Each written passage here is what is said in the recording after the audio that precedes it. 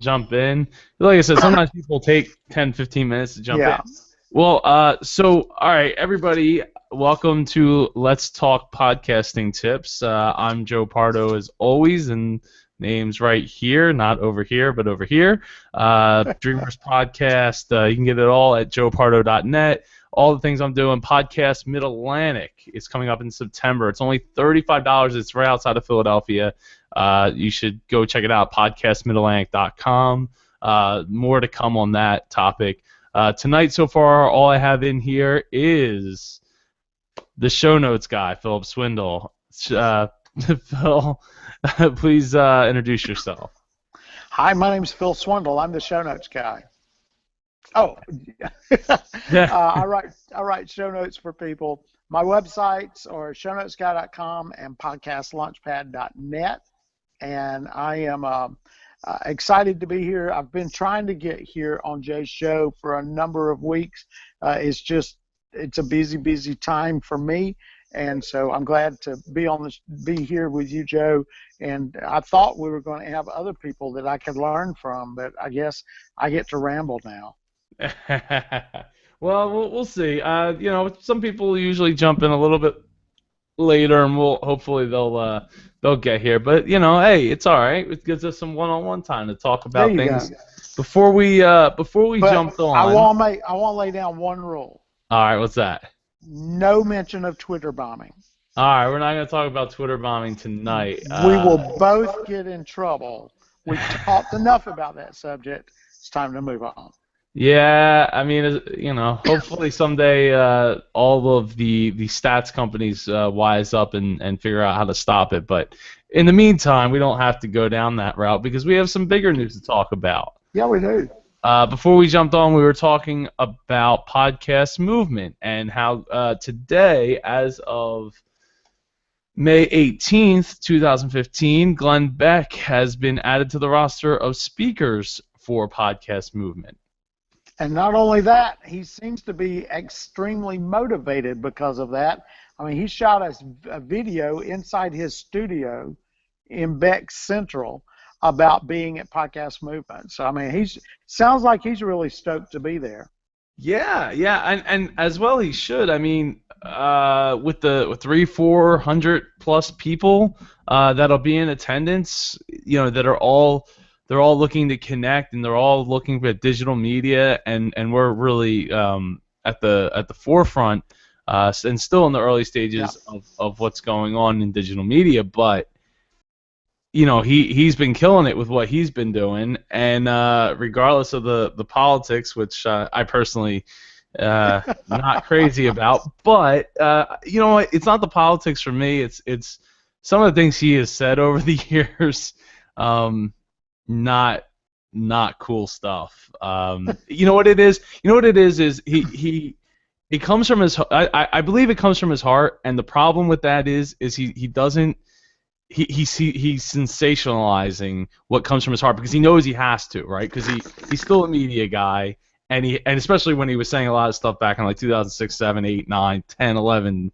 I don't think up into 2012, but you know what I mean? Like he had to sensationalize it because it has to sell eyeballs, it has to sell ears, it has to grab the attention. So to say something like I'm fed up with the 9/11 victims' families. Ooh, man. Okay, but let me ask you a question. Have you ever worked on stage? Professionally, no. Okay, but you've done things on stage before? Yes. Okay, when you're working on stage, it's the same as when I've worked in television and radio since '82. When you're working in television, when you're working on the radio, and podcasting, and especially on stage, everything has to be amped up. When you're on stage, if you're pointing somewhere, you need to point somewhere. You've got to extend it beyond yourself. Your facial emotions, when you smile, you have to smile. I mean, you really have to play it up. And Glenn learned that lesson early on when he was working morning shows and radio, that you really have to amp it up. And the reason for that is there's a different number of different reasons in that. But one is because you're not talking one-on-one, although you have to pretend that you're talking one-on-one. You're really talking to an audience.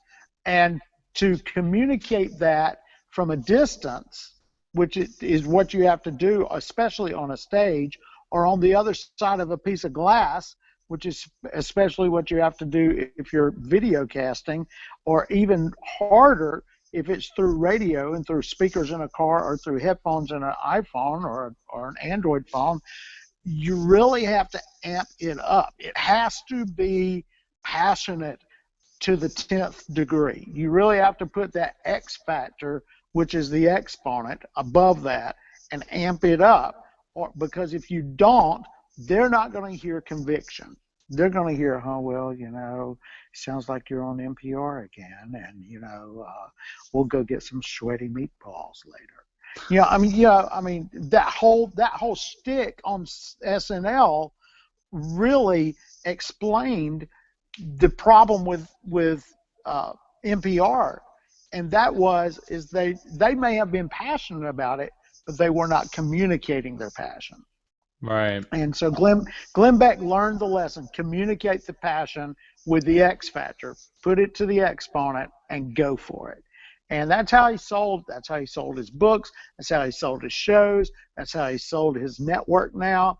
I mean, he really learned, and everything was extreme for him. If he was depressed, he was extremely depressed. If he was sick, he was extremely sick. If he was angry, he was extremely angry. Everything was extremes, because in the media, you have to hit the extremes. If you're in the middle, you're boring.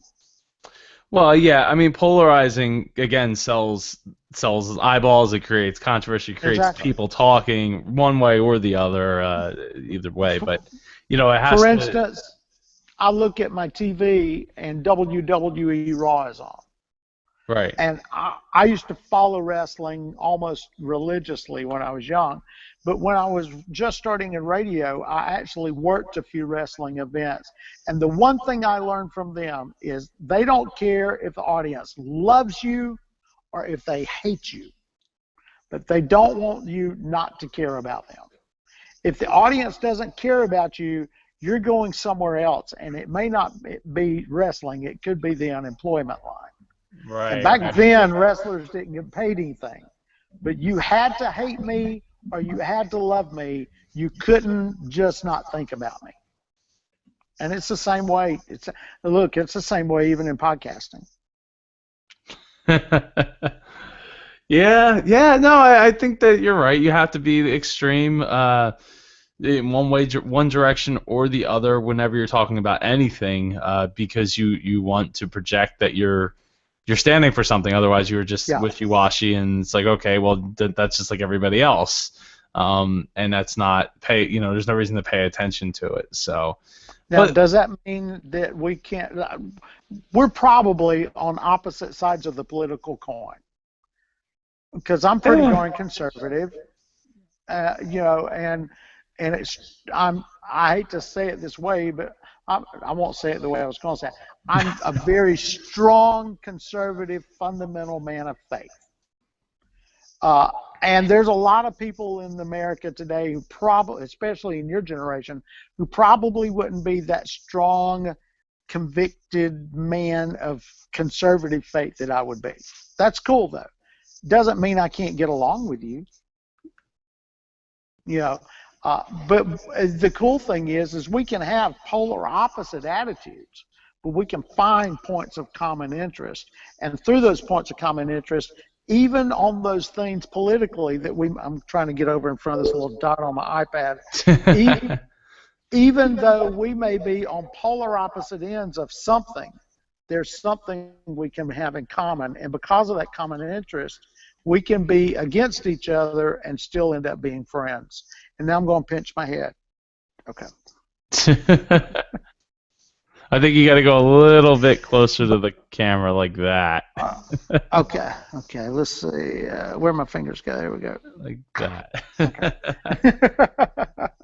No, no, I mean But finding the common ground is really important, and it's actually funny that you mentioned that because when I think of myself, I actually feel like I lean more conservative, but not in the conservative of the religious side of yeah, conservativity. I don't know if that's the right word to say I or not, but something to you're that more a effect.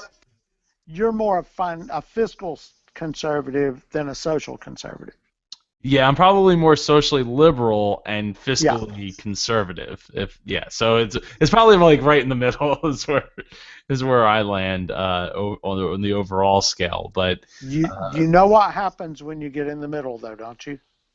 you fall between the cracks. You get squeezed.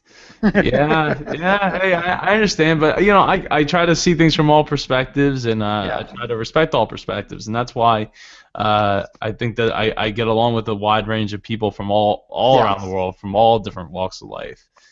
Well, the funny thing is here in Alabama, we've gotten a lot of media attention because of the same-sex marriage issue, and I think just about anybody who pays attention to me on Facebook knows where I stand on that issue. But I've got a lot of same-sex couple friends of mine. I'm trying not to use the word homosexual or anything like that because it's a label. You know, but I've got a lot of family members and a lot of friends who are on the other side of this discussion simply because of their life experience.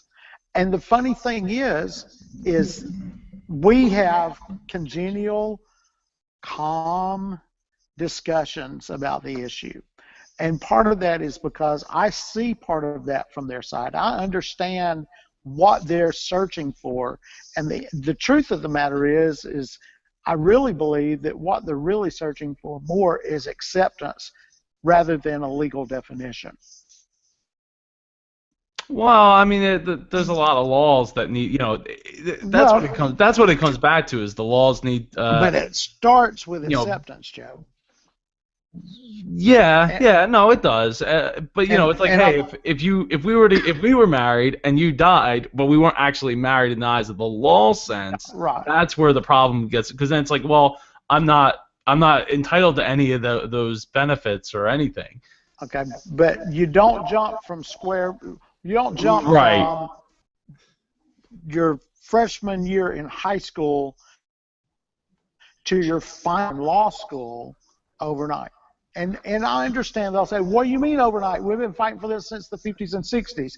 Yes, you have, but you still have to recognize where you are and work from there. You can't leapfrog anything. When you leapfrog, you don't recognize it, but you're going to look back and go, gosh, I wish we'd have done that differently. Yeah, I mean, And now we're talking about. well, you're trying to change a lot of minds, you know what I mean, Yeah, and yeah, decades worth of ways of looking at it. So, it's not yeah. going to happen overnight. And in some So cases, be patient about it. yeah, yeah, yeah. I mean, it's it's a shame. And you know what it is. A lot of it is is the hate speech that comes out with it. And Yeah, it can be on both sides too. It's not just in one way, it but can. it's I mean, um yeah. And the really frustrating thing for me is that if I'm a minister, I'm a pastor, and if I stand up and I say, look, I voted against Sunday sales in my hometown because I just give me one day in a restaurant, I don't have to deal with alcohol. I told them at one day out of 7. How bad is that?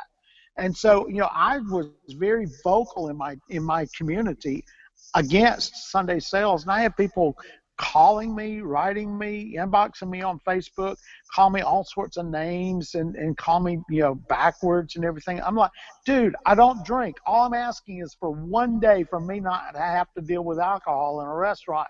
One day. What's wrong with that? You know, and so, when I stand up for the things I believe, it confuses me because in this nation where we're supposed to be accepting of people and accepting of ideas, if I vocalize my idea in a somewhat reasonable manner, It seems more and more and more I'm the one that's attacked. But I personally don't attack people. I've yet to have attacked anyone who stood up for Sunday sales or who stood up for same-sex marriages. I've not attacked. I've tried to hold a calm, understanding, less emotional and more logical discussion, which is hard to do because we're talking about opposite ends of the spectrum, and it's hard to do that with less emotion and more logic. But when I try to do that, for some reason, I'm the bad guy, and I've yet to understand that. Well, I have a question here. I mean, I know we're off the topic of podcasting, but we're gonna link this back into podcasting. I promise for the people that are watching. Believe me, you and I both love podcasting enough. We know we can get there. The question that I have though is, would you? I mean, I could see the people that would want to be able, because I mean, personally, I don't drink. Right? I've never drank before. Well, I don't either. More power to you. More power to you. And I don't have, and I have friends who do, but that doesn't mean I have plenty of friends that do. But I could see, the idea of not being able to sell alcohol on Sundays as an attack on them and their freedom to be able to live their life. Because it's not like you have to buy alcohol. It's not like you're getting that free alcohol coupon. Hey, it's Sunday. Here's your free alcohol coupon. You better redeem that, or there's going to be a problem. Well, but see, here's the issue for me. There are 6 other days in the week that they can drink in a restaurant, and that 7th day they can actually drink at home. But if you take that 1 day of the week away from me that I can go into a restaurant and not have to deal with alcohol, what have you lost? Because you can drink. If I'm saying you, I don't mean you. No, I know. Right. But you can drink at home. You can go, you can go to the local lake or river or mountain or whatever and drink to your heart's content and your liver's demise, if you wish, on Sunday. But 1 day in a restaurant, that's all. That's all we're talking about. 1 day. And then for people to say, well, the restaurants will lose money. Well, really? Let's see. How long have those restaurants been in existence before this issue came up? They haven't been broke yet. I think I'm missing the why is it an issue in the first place. Okay, here's the issue. People want to have Sunday sales, but they disguise it. They lie and they say, well, we need Sunday sales because it means more jobs. We need Sunday sales because it means more money. It means more tax revenue. It means more of all these good things. The fact of the matter is, if you do many studies, you will see that more police officers have to work on the weekends because there's more drinking. You add 1 more day to that weekend, and now you have to double it for 2 days. There's a whole lot of issues that go into that. The tax revenue really doesn't pay off. The restaurants don't really hire more people. They just make more people work more hours. The restaurants really don't make that much more money. And so don't give me all this bull crap about the reasons why we should have Sunday sales. Just say, look, I'd like to drink more. But the fact of the matter is people who don't drink would actually like to have a day, a lot of us would like to have a day where we could go to a restaurant and not have to worry about people drinking, if we had kids especially, so they're not hearing people kind of not take care of themselves and be belligerent or be loud and obnoxious or et cetera, et cetera, et cetera. He would like some water to drink. I thought I had them muted. She liked that, didn't she? Yes. You were. I just saw your lips. Oh, okay. I saw your face and your lips, and I read what was happening.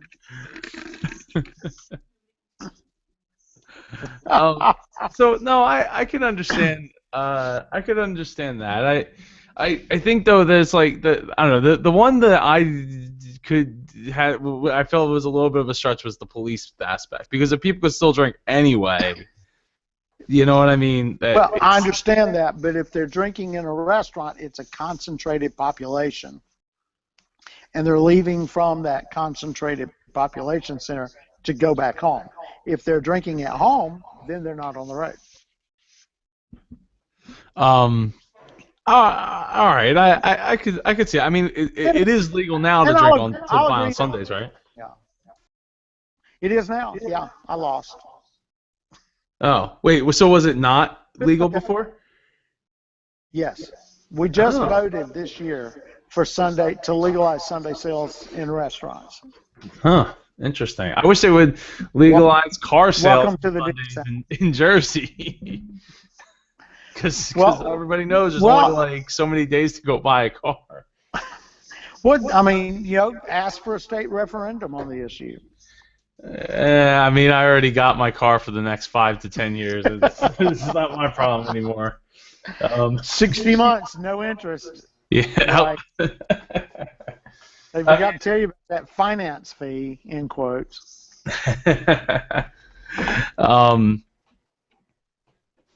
So I think the lesson here, though, to bring it back to podcasting, is the fact that if you have I mean, I guess going even further back, and the whole alcohol thing being an example of two people being on polar opposites. I think that the being extreme, or the not necessarily the word extreme, but on one polarized end of the spectrum and the other, because extreme sounds so bad. It's such a negative term. Though there's so many words are negative and quickly. I loved Extreme Championship Wrestling. I'm joking. Well, no.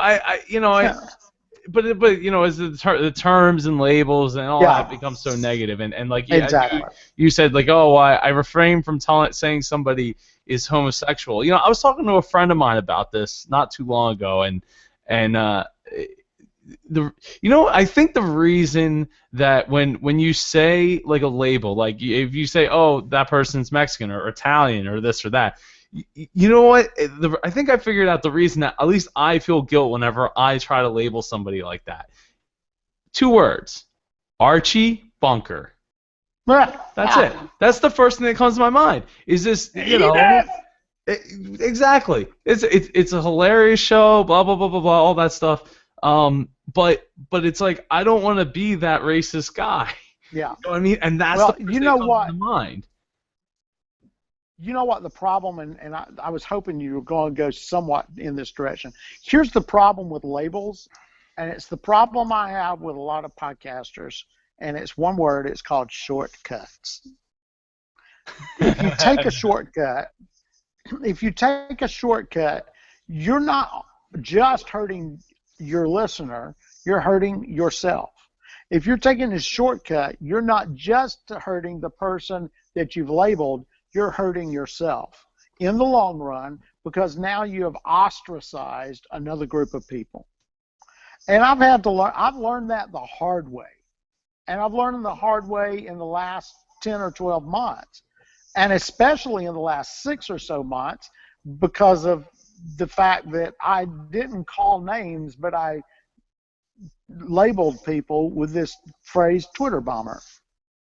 And I've had to suffer the consequences for it, because I focused a whole month on my website and in my podcast on this issue of Twitter bombing. I said we weren't going to talk about it, but it's a label, and because I used that label, I have suffered friendship-wise, financially, emotionally, the whole 9 yards, because I used a label and probably painted with broader strokes than I needed to paint.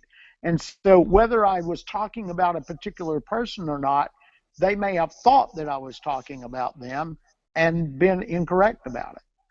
And so, we have to learn the lesson not to use labels, if at all possible.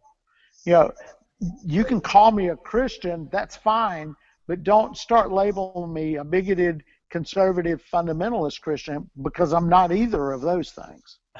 Well, it's funny how you took something positive and turned it super negative in just a couple words.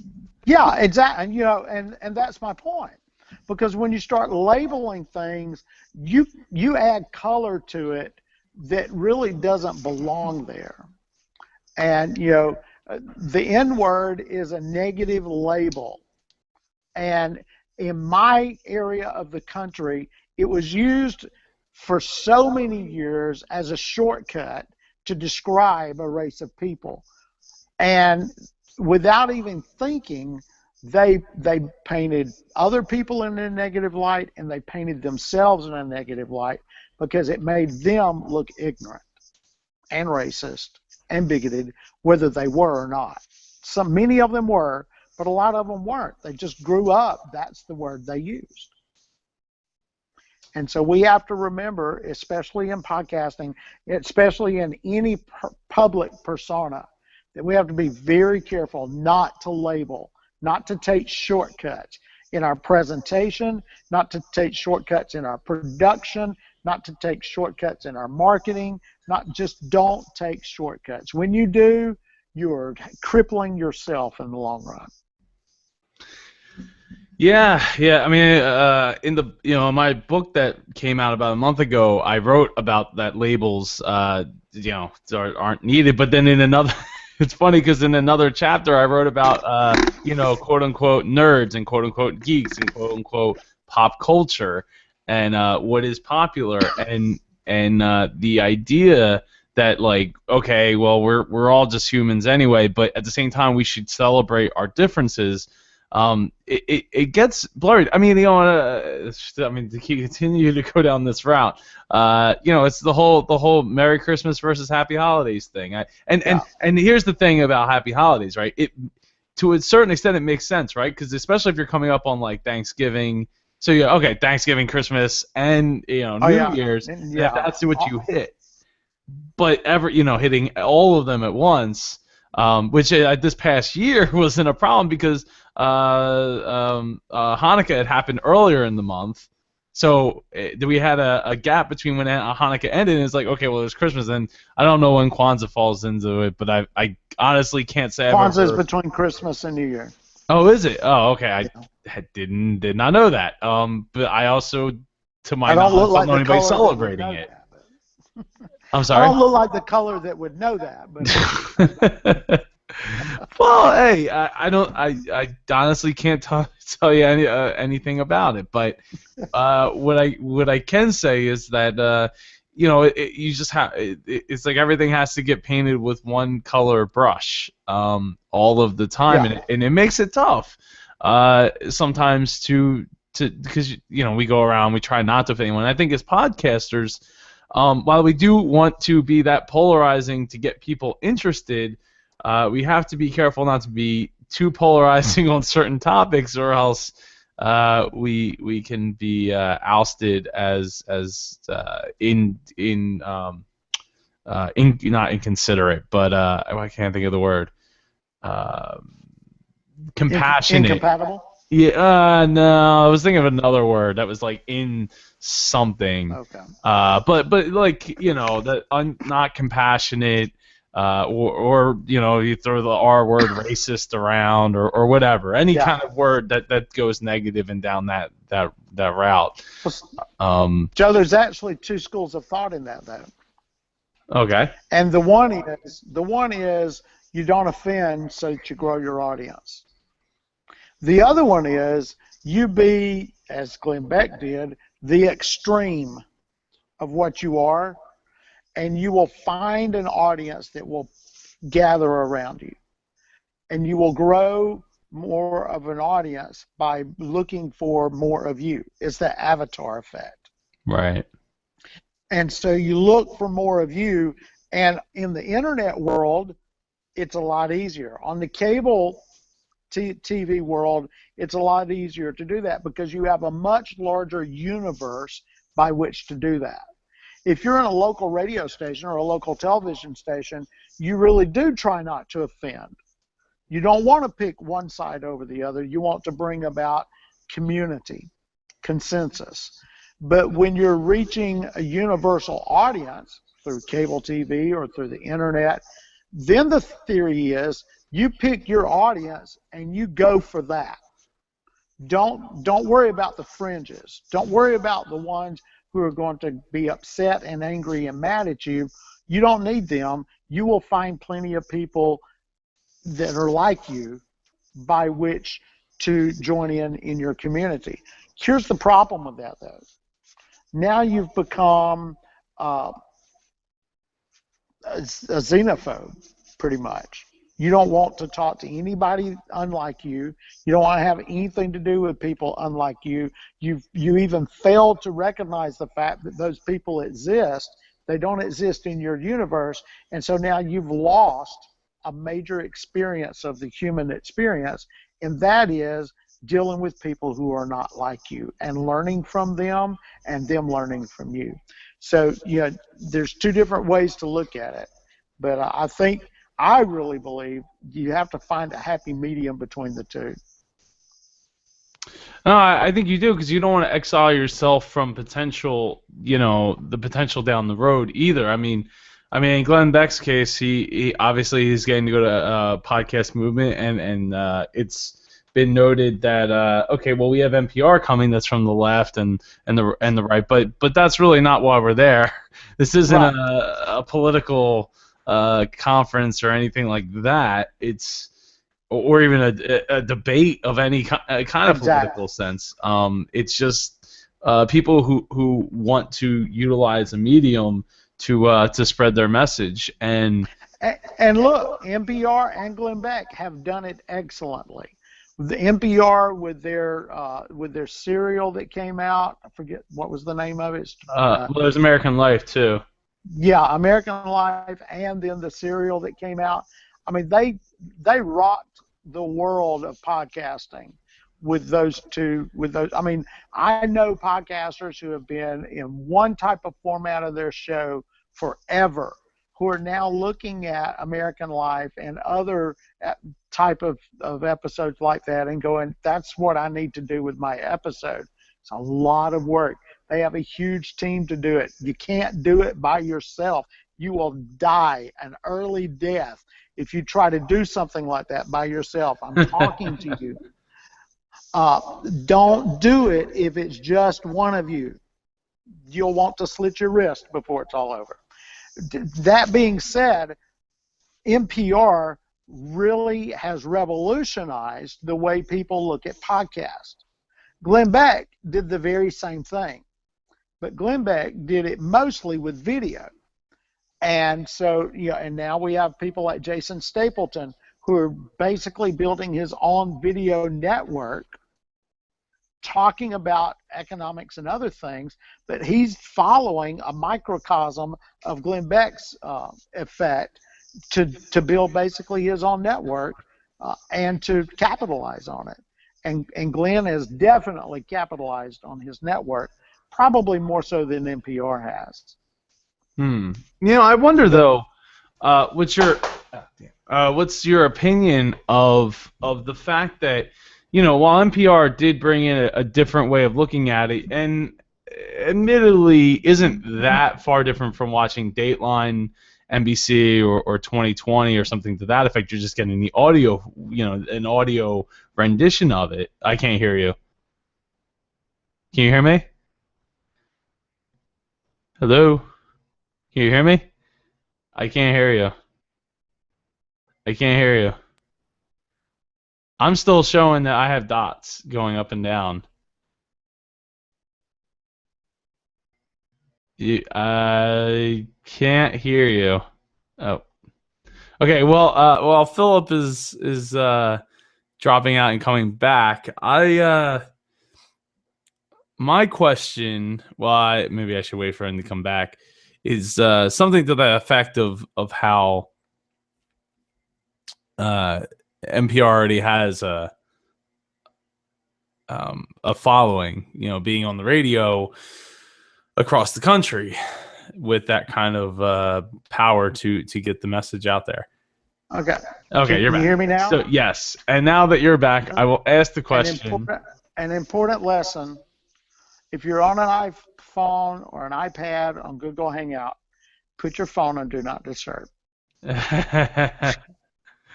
uh, Sorry about that. sorry. So my question though is, you know, if somebody did go after doing a show similar to the NPR, like This American Life or Serial style, where they're, I mean, like I was about like saying earlier, it's really not that revolutionary. It's a lot like 2020 or Dateline NBC, Well, just rehashed into a.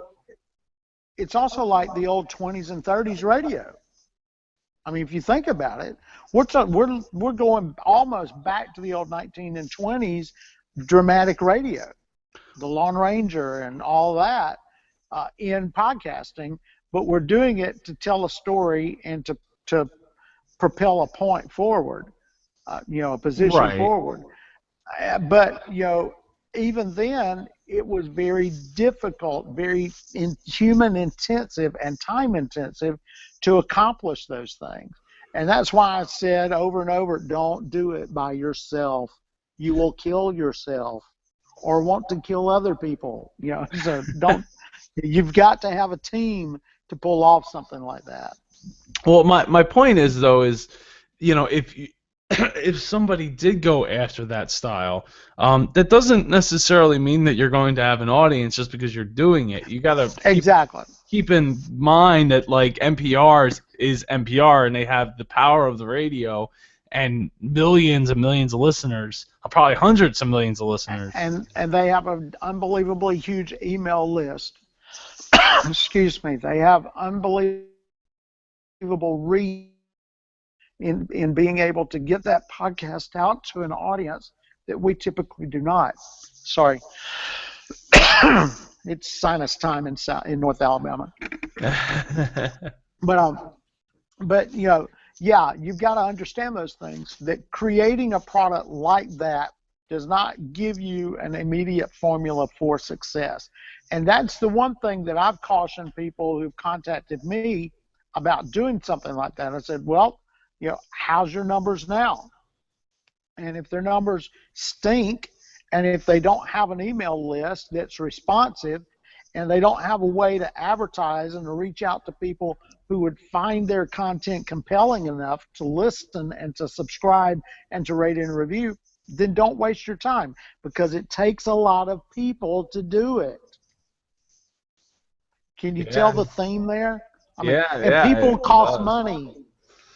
They do. So, it's not free. So I mean, if you already have like a huge following and money's coming in, like more money than you know what to do with, and you can afford to put a team together and make it all happen, then it's something that. But then here comes the other question: why mess with something that's working? Yep. Well, the only way I could see it is if you did like a second show, or if you put a team together and do like special episodes, like.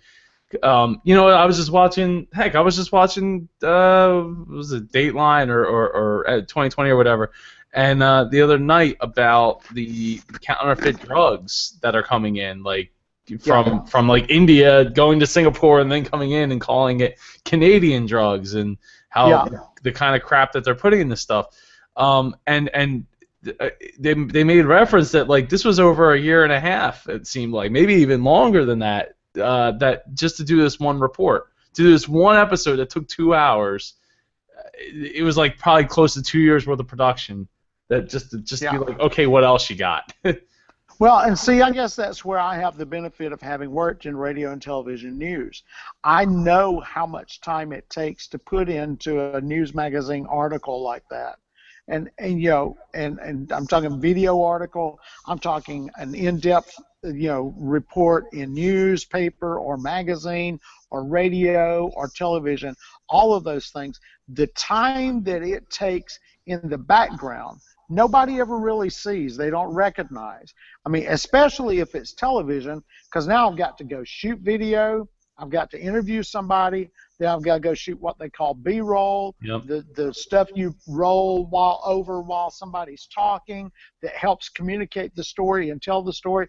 Then I've got to take all that stuff in and ingest it and figure out what I've got, what I need to go shoot again, what I need to go get clarification on in an interview, what I need to go to the legal team and see what I can and can't say and stay out of trouble. And then I've got to write it. I've got to get that approved by the director or the publisher or the news director.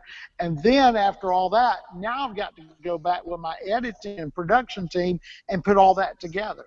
And so for a 2-hour episode on illegal drugs or on fake drugs coming in from India, you're talking really, and you said 2 years, but I'm going to tell you, you're probably talking about upwards of 800 to 1,000 hours worth of work.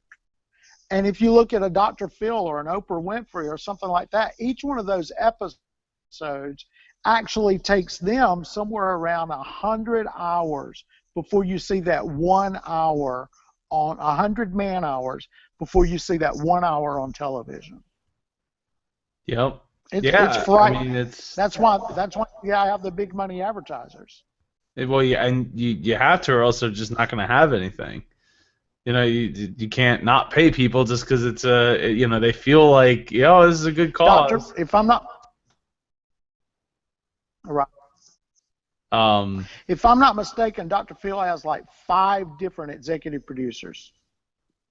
And Wow. They manage teams of other producers and researchers and editors and photographers and et cetera, and et cetera, and et cetera.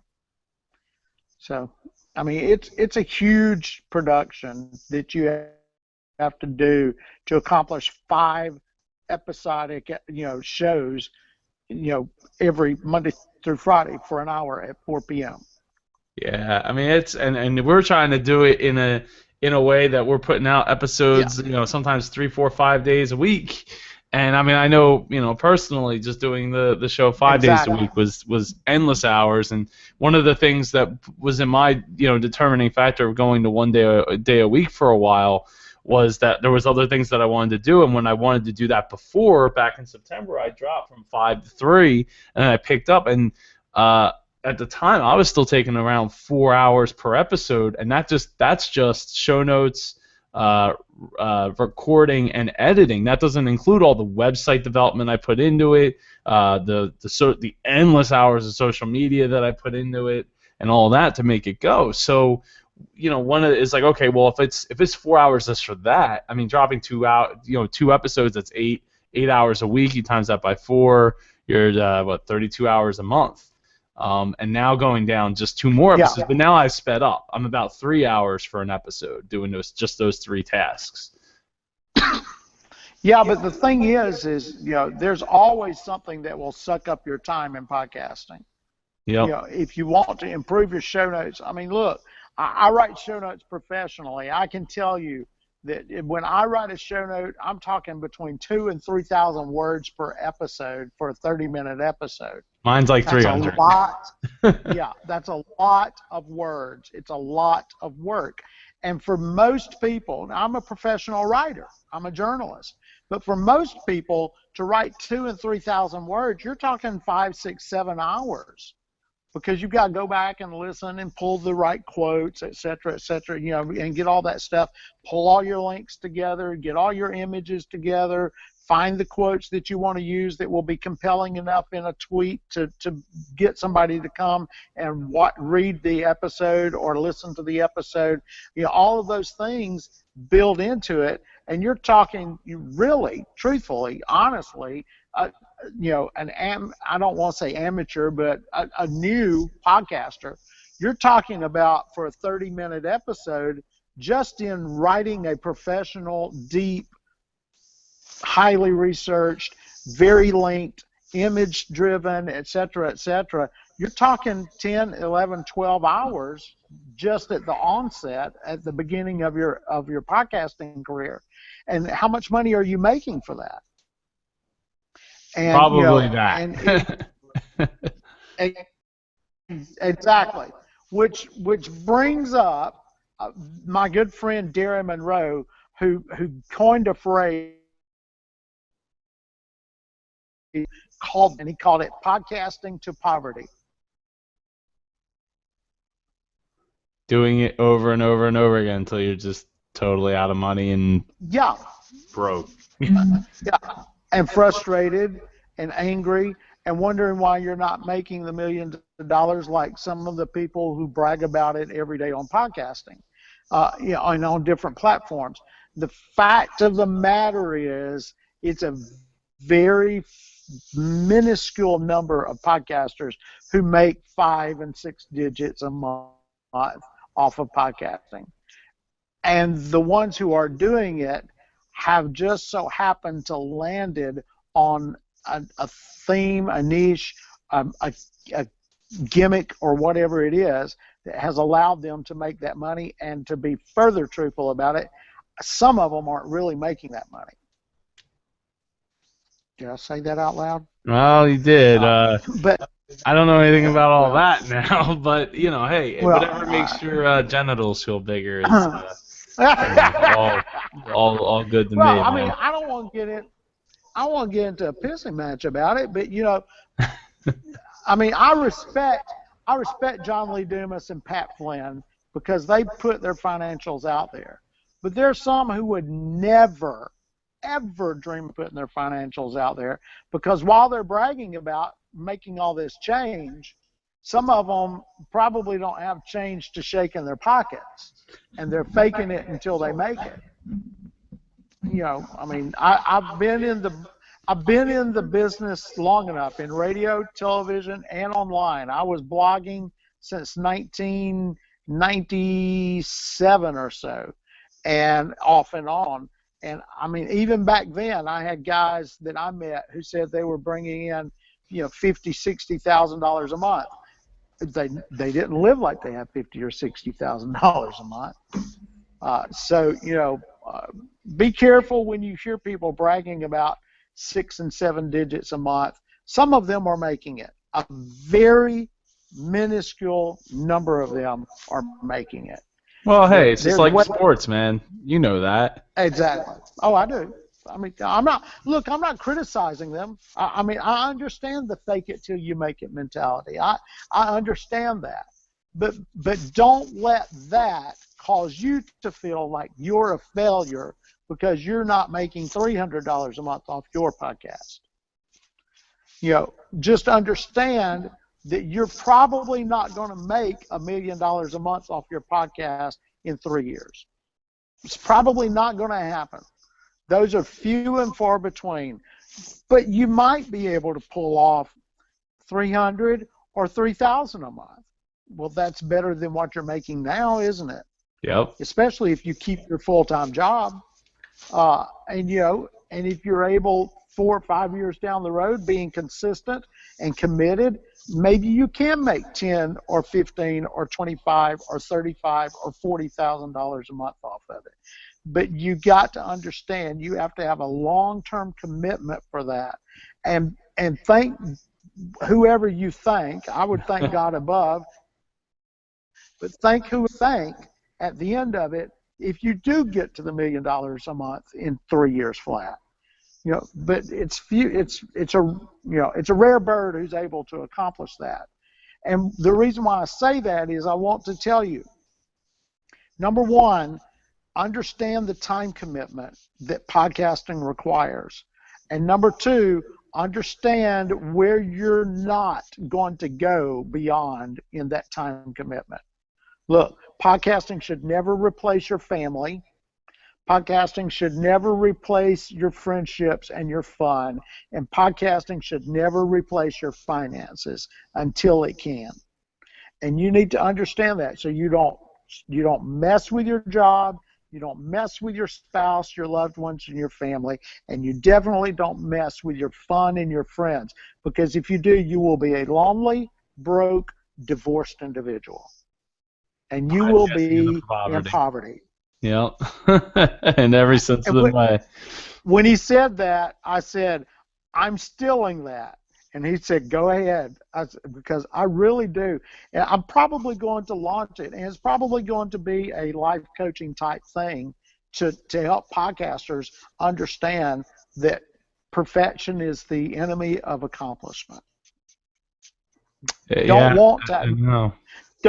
don't say I'm going to make $1 million a month, because if you set that goal to make $1 million a month, in your mind, in your head, while your brain is speaking to yourself and no one else is listening but you will be telling yourself that you are a loser because you're not pulling in 7 digits a month, and you're not a loser. You just haven't gotten there yet. You've got to know what bite you can bite off and what you can afford to leave on the bone for right now. That's why I like to set the bar low. But the bar low Yes. accomplishment, and then if I jump over it, that's great. Let's look at the next bar. Hey, it's gravy. Exactly. Yeah. Yeah, I mean, it's like, one bar, one at a time. It's like I'm pastoring a very small church right now, and I was telling you about this before we started recording. I'm pastoring a very small, I mean very small. The Sunday they voted to ask me to be their pastor, there were 18 members there. Okay, Wow. that was the third week in February. The first week in March, I began pastoring there, and last 2 Saturdays ago, so this is May. So the second Saturday in May, I had set a goal for us to have an event called Second Saturday. And I freaked my church out when I told them I was preparing personally for 200 people to be there. They thought I was a loony. I mean, they were convinced that I had fallen off the deep end. The church right at that point was averaging about 30 a week per month in attendance. 30 people. And I told them I expected 200 to be there. Now, the event was a very busy event. It had inflatables, we had barbecue, we had door prizes, we had a movie, had all sorts of things going on. It was very hard to count moving targets. But I got up to about 155 or 6 before I finally said, to heck with it. I can't count anymore. So we had more than 150 there. And I count that as a huge success for a church that was averaging less than 40 to have 150 people plus in an event like that. And they were truly surprised. But you know, they could have said, well, we didn't get the 200, did we? Well, the point was, you've got to set a goal. Yes, set that goal of $1 million, but understand that there's other goals in between that. Yep. And so you need to start, hey, let me just get a podcast out today. You know, there's a goal. When you get that done, celebrate that. The next goal is, let me get a podcast ready for every week this month, or for every day this week, or whatever. And when you've accomplished that, celebrate that goal. And then the next goal is, let me make sure that I've got, let me market my podcast so that I can grow my audience to this level, and then to this level. And when you get to each one of those, celebrate that. Have fun with it. You know, don't make it be such a drudgery that you really hate doing it. But God, I got to do it until I get that $1 million. Well, you know, make the goal small and celebrate every one of those goals. And when you do, you will remind yourself when you hit those tough times why you're actually doing it, and that you've already had some victories and you are not a loser, which is what your brain will try to tell you if all your goal is I want to make $1 million. Yeah, it will. And you definitely need to take heed here. Hey, I've been there too, man. I've been there. I gave up on that 2 months in. And a year later, here I am. Exactly. Still not making not even $1,000 yet in 1 year. So a couple hundred, but but that's only if you include other things that have come my way because of what I've been doing, not directly because of the show. Let's remember the lesson of Benjamin Franklin. There you are in Philadelphia. Yeah. A penny saved is a penny earned. A couple of hundred here is a couple of hundred earned. And you know, if you add it all up and you compound it, then eventually it's going to add up to $1 million here or there. That's very true. We will get there someday. Though I don't really need $1 million. I don't even necessarily want. Well, I don't either, but I mean, just want to be able to keep what I got and keep it going. You know, just like you. Yeah.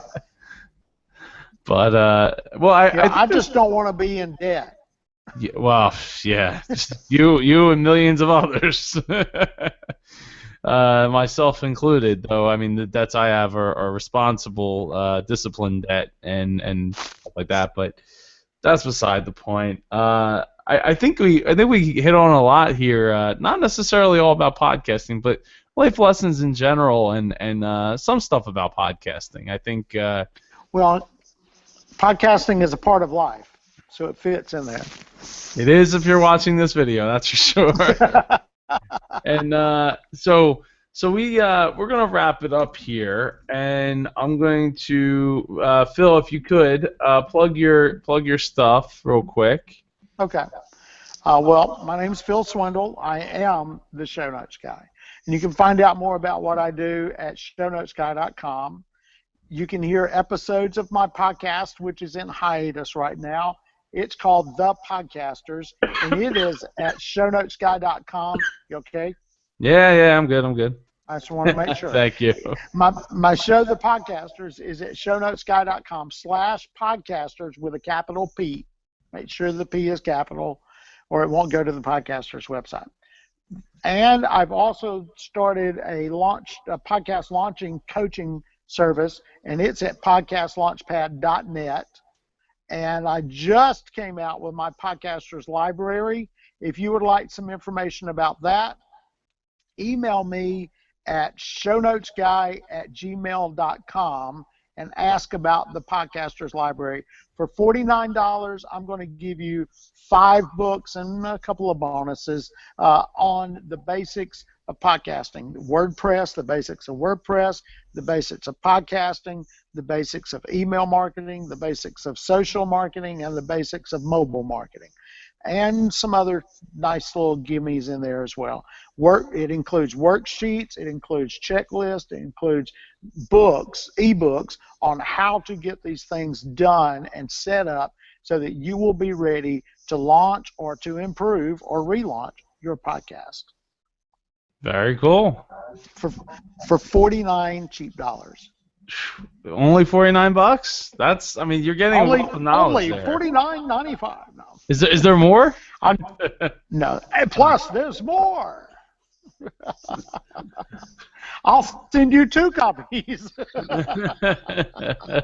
Share with a friend. Share with a stranger. There you go. It's all good. Send a copy to Joe. Yeah, there you go. Philip, I really appreciate you joining me tonight on Let's Talk. Unfortunately, we couldn't get of all 10 people that signed up for this. We got 1. But hey, you know what? It's okay. It's 1 more than me talking by myself here. So I really do appreciate you dropping in tonight, and hopefully we can get you in for another one. Well, by the way, I want to congratulate you for your part in Pod Movement. I heard you are hosting, emceeing, or co-emceeing an event which is sort of built off TEDx, and you're going to be having a few hours of speakers speaking on podcasting, and you get to hold the stage down as the MC. So congratulations on that. Oh, thank you. It's also good to be the jerk that has to clap at exactly 10 minutes and get them off the stage. So not so much looking forward to that part, but everybody will know going in that, hey, you get 10 minutes, you're going to get 2 cards, and after that, you're going to get claps, and you're going to use the giant the hook to get you off the stage. Oh, cool. So it's going to be the Gong Show.